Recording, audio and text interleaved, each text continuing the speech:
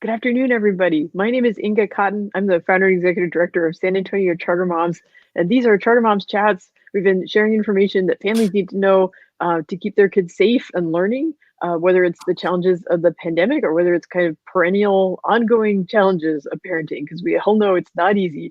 So our guest today, I'm super excited. We have Mandy Majors, who's the founder of Next Talk. And I highly encourage you to visit her site, check out her books.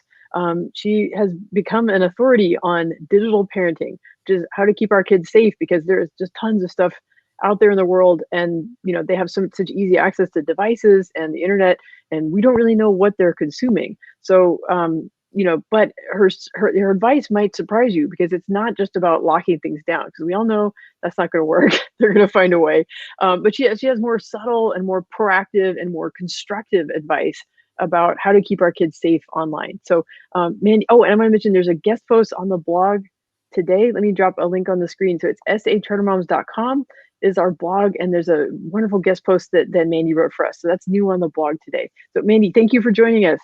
Thank you so much for having me. I'm love what you do, and I'm excited to be here. Thank you. Well, okay, so there's a great story that you share in the blog post, and you talk about it's like when you realize that wrapping your kids in bubble wrap was not going to solve the problem. So I was wondering if you could talk to more about about that instinct to want to protect our kids from the digital world, and why maybe that's not the best strategy. Well, yeah, I mean, I have a 17 and a 13-year-old now, and my whole philosophy was, they're just not getting a phone until they're really old, 30, and I don't have to deal with the online stuff. But when my oldest, my 17-year-old, when she was 9, so that was 8 years ago, she came home and she asked me a very highly sexualized question. It wasn't, where do babies come from? I would have loved to have had that question. This thing that she asked me about, I didn't know it existed until I was 19. And she was 9 and in the 4th grade, and she didn't have a phone. And I'm thinking, how did you get exposed to this, right? And come to find out, a kid had watched a pornographic video at home. And even though screens weren't present at school and weren't allowed to be in this area, he painted a very graphic detail of what he had seen on the screen the night before. And so here we go. That was my moment. I realized, oh my gosh, not giving her a phone till she's 30 didn't really work. Like, she still got exposed. So that was my moment where I realized, I can delay the phone as long as I want. And I think we should, and we have to make sure our kids are ready for it 100%. But I cannot delay the conversations. Like, that's so critical in this world. Yeah. Well, one thing I know from interacting with parents, like in our discussion group on Facebook, so I'm popping the link on screen. If y'all are watching this video and you're not a member yet, I encourage you. It's San Antonio Charter Moms discussion group on Facebook. We're up to almost 8,000 members, but it does skew towards younger families. So we get lots of questions about pre-K and kindergarten, and I think one of the messages you want to share is like, that is not too young to be thinking about these things, but it might impact how you bring it up. But so can you tell us more about why open communication is a better solution than bubble wrap for keeping kids safe online? Well, yeah, I mean, just like I said in the beginning, like, even if you're not going to give your kids technology, they're going to be on the playground with kids who have watched technology the night before, or they're going to be on the bus, or, they're going to be at youth group. Wherever they go and they're with kids, they're going to hear things that other kids have seen in the online world. And then when you actually do give them devices, you're thinking, okay, parental restrictions, and I'm going to pay $9.90 a month and get a report. And all of those things are very good to do. Do all of them, right? Delay the phone, get the parental restrictions, do all of those things. But what I've learned after 8 years of this, like, if your kid wants to hide something from you, they're going to use a friend's phone. They swap phones like musical chairs, right? They know how to create fake accounts. They know how to turn off parental controls. They know how to do all that. And so as I waded my way through all this to try and figure out, okay, how do I keep my kids safe? It dawned on me one day, oh my gosh, like, I'm talking to them, like, I know who's crushing on who, and I know who's saying cuss words, on the playground. They're telling me all that stuff. But am I really preparing them for, like, online dangers, like strangers talking to them in Roblox, or, just knowing not to take a nude photo of them or anyone else. Like, am I preparing them? And then the question became, okay, I need to talk about this stuff, but how do I do it when they're young without overexposing them? So it was kind of like a trial and error to kind of figure that out. Yeah, yeah. Well, I think that's one of the great things that you bring up in the post is like how like even with your young kids to kind of be on alert for what might be like a teachable moment. You know, like I know, like it's like I mean, I'm just this is not about digital safety. I don't know. I'm teaching my kids about being safe in traffic. Like so, we walked to the bakery in our neighborhood, and I wanted them to be sure to look both ways. And so like I'm going to walk with them and kind of coach them on what to do. Because like I want to be alongside them when they're encountering these things, not just like kind of throw them out there in the world and then hope that they know to, to look both ways in the crosswalk, right? So, and like in the blog post, you talk about like a teachable moment about like with even very young kids, because like I mean, I remember like they would just follow me to the bathroom and they have no sense of like it's just what they just want to be with you. Yeah, but that's an opportunity to, like you said, like nudes, right? Like I mean, it's something that comes up a lot with even with tweens, nudes, and so but there's a way to start the discussion in a way that even young kids can handle. Absolutely. Your preschooler walks into the bathroom, you're changing, or showering or whatever, and they have an iPad and a sippy cup. So many times we just are like, oh, don't bring that in here, or oh, give me a minute, and we wrap up or whatever. But what a great teachable moment, that we if we think ahead, if we think, okay, in like 5 or 7 years, we may be dealing with middle school and sharing nude photos. So what kind of seeds can I plant over here that could prevent that? So that's a great teachable moment where you can say, hey, that iPad, we're not going to bring any screens into the bathroom anymore. Because what if you accidentally just pressed that and it took a picture of me? Oh my gosh, we don't take pictures of people without clothes on ever, not you or of anyone else. And so let's just create that family guideline now. So what you're doing with your 2 or 3-year-old is you're doing these preventative seed planting conversations, and you're not exposing them to anything. You're not telling them in 5 years your friends are going to be asking for nudes. We don't want to do that. We don't want to scare them or plant ideas in their head, but we can do this in real subtle, teachable ways. But I think sometimes we're so afraid and overwhelmed really to look out the 5 to 7 years. So we're just like, we'll deal with that when we get there.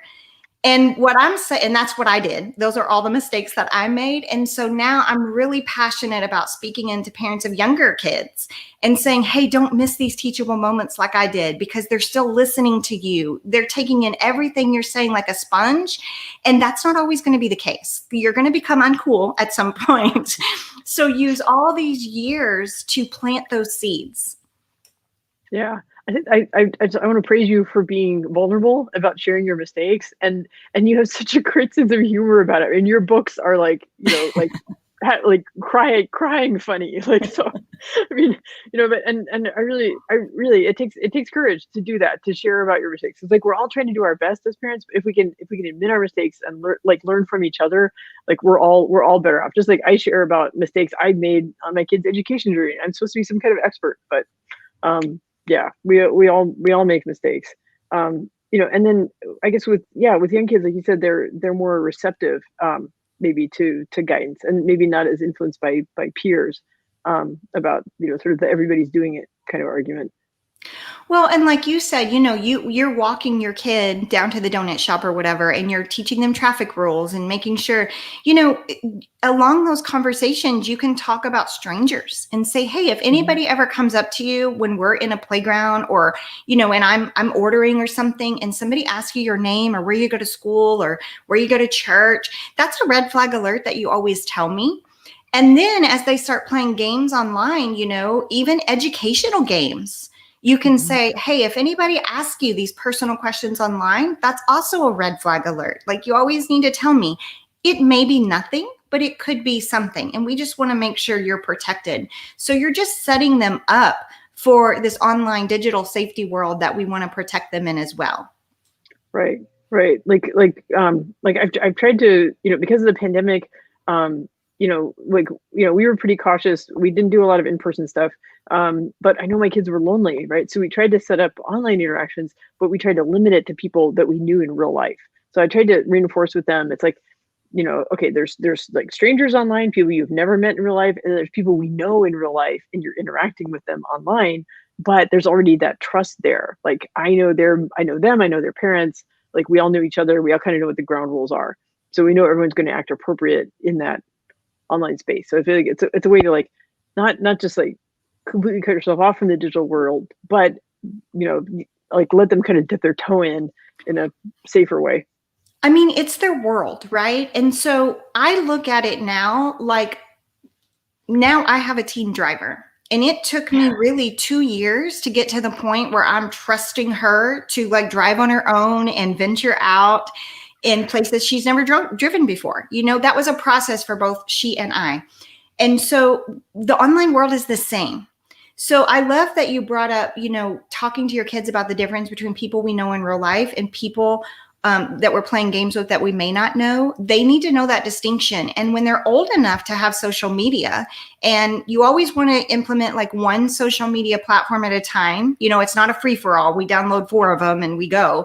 It's one at a time. You're walking hand in hand with them, learning how to do it, just like driving permit kind of thing, and then when we first started social media, that was one of our cardinal rules is you can only be friends on this private account with somebody you know in real life.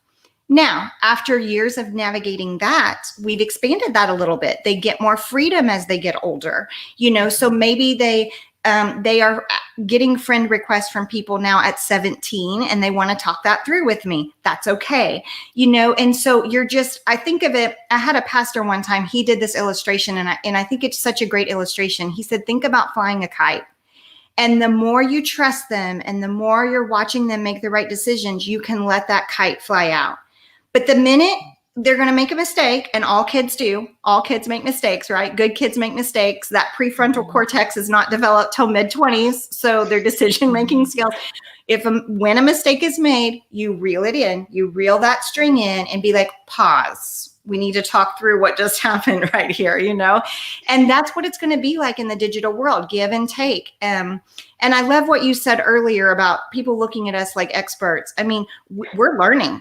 Like every day I'm still making mistakes. I'm still saying, ooh, I need to tweak that. I need to do that, but I'm very careful about what I tell parents because it's things that have, that I've seen, whether I've made a mistake or I know has worked over the last 8 years. So I'm really careful about the advice that I give out there. And I can tell you these preventative conversations, huge. I mean, they are ingrained in my kids. Even at 17, she'll still, like we have a clause we use, protect your heart and mind. I still heard her saying it. At 17, she's like, Bubby, you got to protect your heart and mind. Turn that off right now, So these little sayings that are ingrained in her. Yeah. I think that like one area where like families, like you just can't go wrong. It's like to be talking to your kids, be accessible to them, whether it's like driving in the car, family dinner. And it's hard when, especially like, I guess pre-pandemic, everyone felt really hectic. Post-pandemic, like the hectic is kind of creeping back in. But I mean, do you have any advice about like, how to make time so that like your kids can kind of like thaw out, unwind, like whatever process they need to go through, and then they'll start speaking up about, hey, this thing happened at school, and then they'll speak up. Yeah. So here's the thing. I like to be doing activities with my kids when I try to talk to them. I think it makes it less awkward. And so, if it's my daughter and I cooking alone and, my husband and son are out at practice or whatever, that's a great time because we're chopping and, sauteing all the stuff. In the car is great. If you're one-on-one in the car, because they don't have to look at you directly. So maybe an awkward, and it helps us too, if we're mortified at what they're asking, to kind of collect our thoughts. I call it the parent filter. You got to get that, the facial expression. So all of those times are good. I would say this, like figure out what time your kid likes to talk and get into that. And it's going to change over time. My son, when he was in elementary school, it was like he would save everything up that had happened during the day. And when he hopped in the car, it would just be go. You know, like he would, this person said this word, this person said this word, you know, this person got in trouble. And so, and it was great. I loved that. But he's 13 now and he's in middle school. And when he gets in the car, he needs a minute. Like it's been a long day for him with 7 different teachers. And I've noticed this shift in him, you know, and so it's more like at bedtime or when we're out playing basketball. And so it's shifted a little. So just kind of always be in tune. When does this kid like to talk? Is it changing? And try to capitalize on those moments. Yeah, yeah, because like there's so much going on in their heads, and you know, it's hard for me to sometimes put myself back in that time frame of my life, like just how confusing the world seemed sometimes, and like I was super curious about like you know like what do adults do, like what are adult problems like, and I was eager to grow up, and then I found out about paying bills, right? It's not as fun as you think, right? But you know, but like I want them to like get you know like gradually get more freedom and use it well. And like you said, they will make mistakes along the way. You just try to reel the kite back in, have a conversation, and then you know hope that they can learn from it, and then you can you know kind of build that trust up again. Absolutely. Yeah. Well, what are some examples of like kind of guidelines that you can give kids, but that are like age appropriate? Because like you mentioned, like you know with toddlers, it's like you know, oh, if people don't have their clothes on, you know, don't take an image of that with your iPad, you know, even by accident. And like that leads to, you know, just when they're older, like just understanding people's, you know, privacy and stuff. Yeah, so some simple guidelines that we have in our home, and we started these when our kids were little, before they had phones, you know, just with the family iPad, because we wanted it to be kind of a seamless when we got them phones, when we made that decision. We wanted them to be like, okay, they have a core group of media guidelines that are already in place, and it's kind of like standard operating procedure, right? So a couple of those are, you know, no screens in bathrooms, no screens in bedrooms or behind closed doors. So like the game room, you know, my kids can take their phone in there, but like the doors have to be open kind of thing. We just don't want like a kid going behind for hours at a time on a screen by themselves. I mean, that's just a lot of temptation there. Yeah. No downloads, you know, without parental approval. Now these things that will be relaxed a little bit as they get older and they earn trust. Okay. And bedrooms too, you know, with remote learning, we had to make some adjustments. With my 17-year-old, we gave more freedom. We trusted her. With my 13-year-old, we still were like, okay, the game room door has to be open with your laptop while you're remote learning. So, you know, we had to pivot with COVID. The other one, you know, anytime you see anybody cyberbullying, being mean to somebody, anything like that, like you have a duty to tell me. I'm not saying you have to navigate it all on your own and figure it out, but you have a duty to tell me, and then we'll figure out what we need to do together just to make sure that kid is protected. The other thing, like, you know, if they're being violent or threatening to harm themselves or others, anything like that, you know, those are big red flag alerts for us. And strangers too, you know, I already touched on that one. Anybody asking for personal information.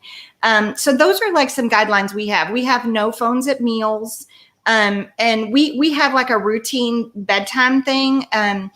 You know, we pray as a family every night. It's just kind of our routine. And then after that, it's no screens. Now, again, my 17-year-old with remote learning, we've had to tweak that a little bit, right? So it may be no phones, but you can be on your laptop finishing you know, homework until this time or whatever. And so again, we trust her. She's getting older. In a year, she's going to be at college. So she needs more freedom. You know, it's that gradual letting the kite string out.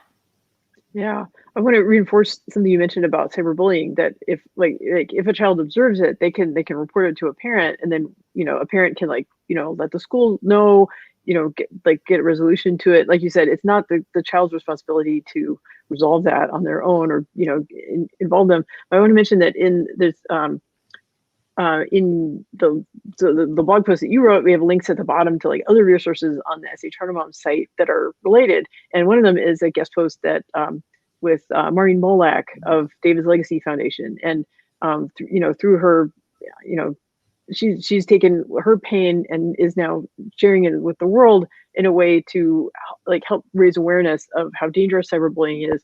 You know, we talked to her last fall when so many kids were doing distance learning and were interacting online, and it made cyberbullying an even more severe risk than even it's been in the past. But it's just something to always be aware of. But I think that type of open communication that you're advocating also helps with the cyberbullying thing, because then kids feel comfortable talking to adults about it, and like we're able to kind of model good behavior for them, and then they hopefully will treat their kids the way that they've been treated, right? Of being a good listener, not being judgmental, not ganging up on people, treating everyone with respect.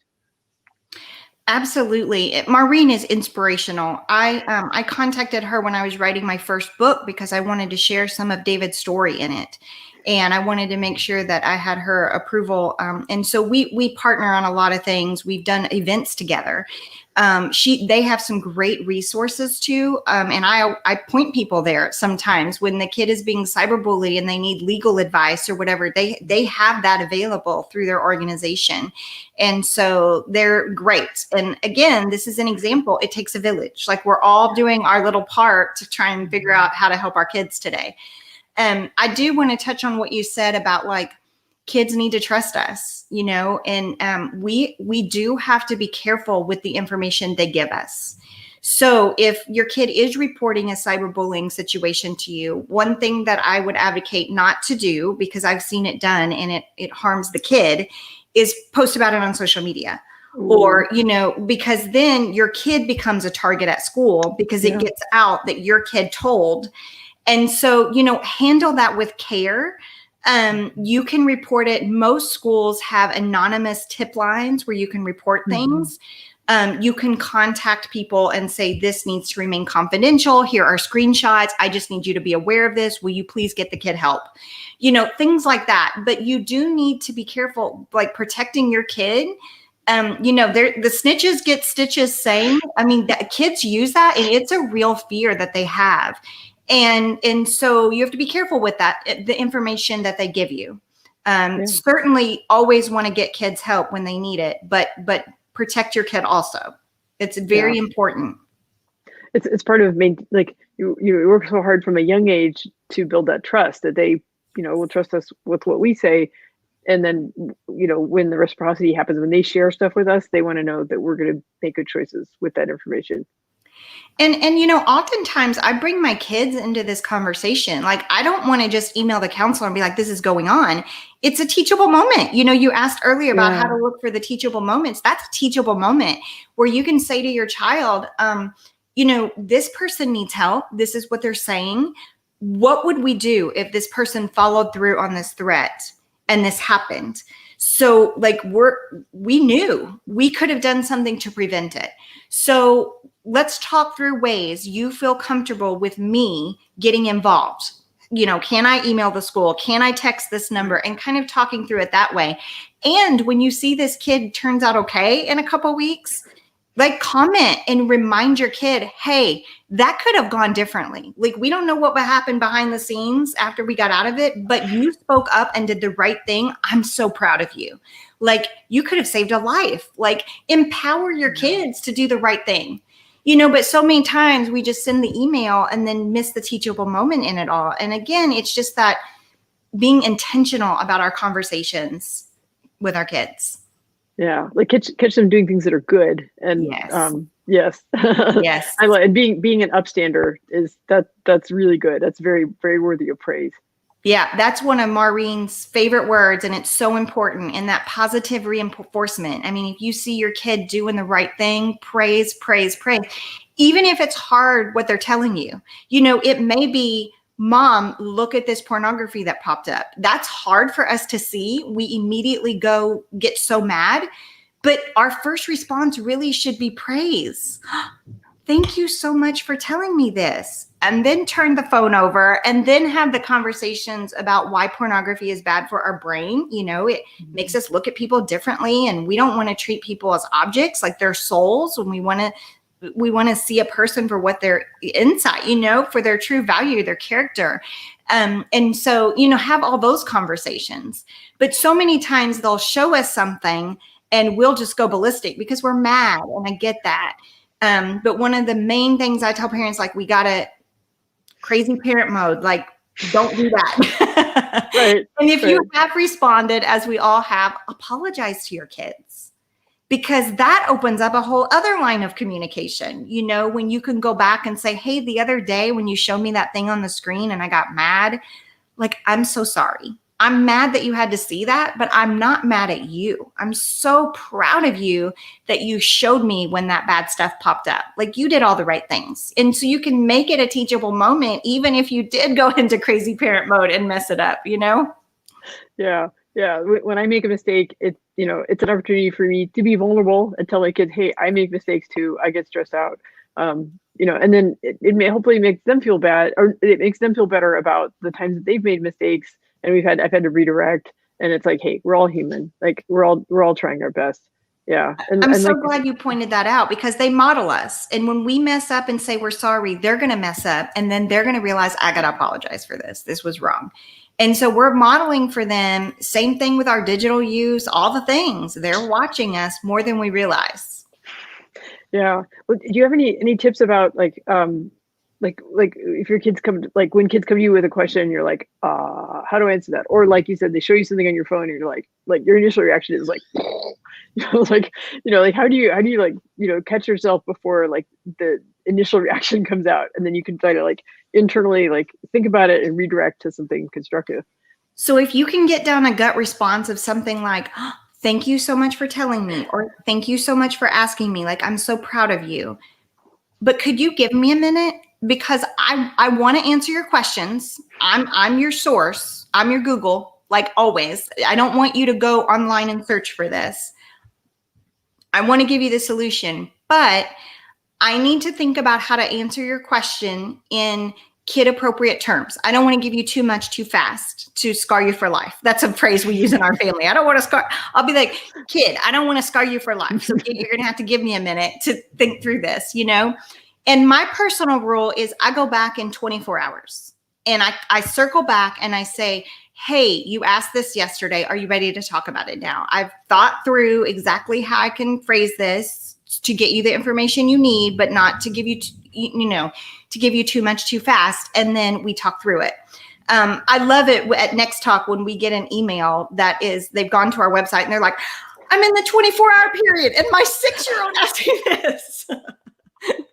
And so we'll be like, well, these are some examples of how you could respond to that. So if you ever find yourself in that 24-hour period, email us, contact us on one of our social medias, DM, whatever. That's what we're here for.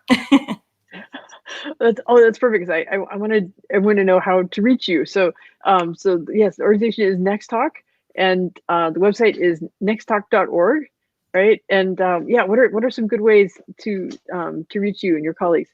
Yeah, I mean, we're on Facebook, we're on Instagram, we're on Twitter. My email is mandymajors@nexttalk.org. Feel free to reach me anytime. I'm on Facebook. It's mandymajors.author. And I'm also on Twitter, Mandy Majors. I would love to correspond with you guys, answer questions, anything like that. Love to help when I can. Yeah. Yeah, and I encourage everyone to like go to your favorite bookstore or website and search for Mandy's books, because they're very readable and digestible. They're funny. They're vulnerable, and it becomes part of your like toolkit as a parent. You know, to like, you're prepared for these situations because you've been there. Your friends have been there. It's just a matter of time before, you know, all of us are facing these things. And I think even families with young children, you know, should be starting to think about this. Personally, I've probably erred on the side of scarring my kids for life. I'm probably a little too, because sometimes they look kind of like, that's gross, you know, or they're like, ew, or they're just like, oh, here she goes again. But, we'll laugh about it. Make this, I was going to say too, make this fun. I mean, we have songs we sing. When they ask me a question, I'll be like, I don't want to scar you for life, You know, like we make it fun around here, you know, because they need us. The world is heavy and they're processing all this stuff. Their little brains, they're processing so much more than we ever did. As little kids. And so they need this. They need a safe place where they can ask awkward questions and talk through things like, what does this even mean? And we want that to be us. So, you know, that's us stepping it up, creating this culture of conversation in our homes. It's just so important to keep kids safe on and offline. Yeah. Well, do you have any closing thoughts you want to offer about just like, I just want to reinforce this theme that open communication, not the bubble wrap, but that open communication is the best kind of preventative, to keep your kids safe online. So because they'll encounter it sooner or later, we want them to come to us to talk about it, right? Yeah. And I mean, I can think of so many examples over the last 8 years that I've been figuring this out where a parental restriction didn't catch it. Most of these things that I've had to parent that are really big are friend things that they've talked about at the lunch table, that screens weren't even present on some of these things, playgrounds, buses, sleepovers, all those kinds of things where they're talking through the things that everyone is seeing online. And that's the other thing too, our team at our nonprofit, we have private, public and homeschool parents on our core team. And one of the main things we see is the same problems in all three areas because the online world is everywhere. And so that's another thing, sometimes we think if we put our kid in this certain school setting and we don't give technology, then we've created this bubble. And again, they're going to still be with other kids. They're going to go to youth group. They're going to go to church. They're going to go to homeschool co-ops. They're going to go to their private school. And they're going to be talking about some of these things. And so again, you can delay the phone, but don't delay the conversations. Right.